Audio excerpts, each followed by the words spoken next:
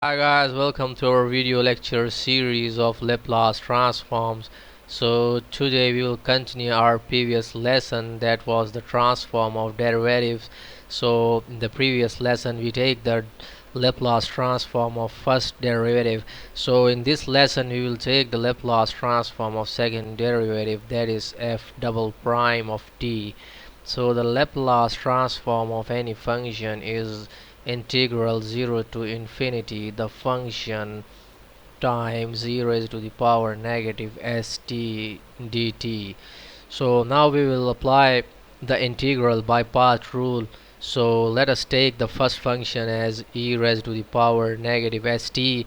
So e raised to the power negative st will remain as it is, and then multiplied by the integral of this function will be f prime of t minus again the derivative of this function will be negative s e raised to the power negative st dot the integral will be again f prime of t dt, and the limits are from 0 to infinity.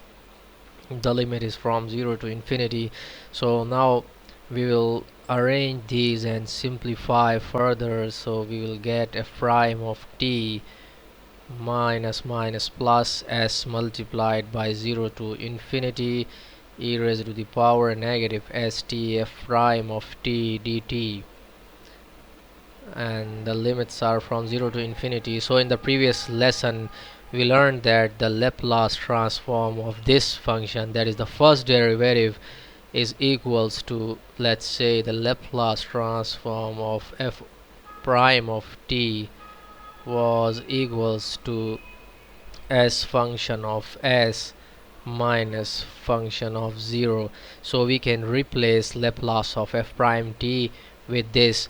So we will apply the limits here. It will be e raised to the power negative infinity minus e raised to the power negative 0 divided multiplied by f prime of 0 plus s multiplied by s f of s minus f of 0.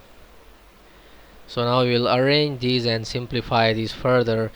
So what we will get is s square f of s minus s function of 0 minus f prime of 0. So the Laplace transform of second derivative is s squared f of s minus sf of 0, that is the initial condition, and f prime of 0. So these both are initial conditions. So this is the Laplace transform of second derivatives. Thank you guys.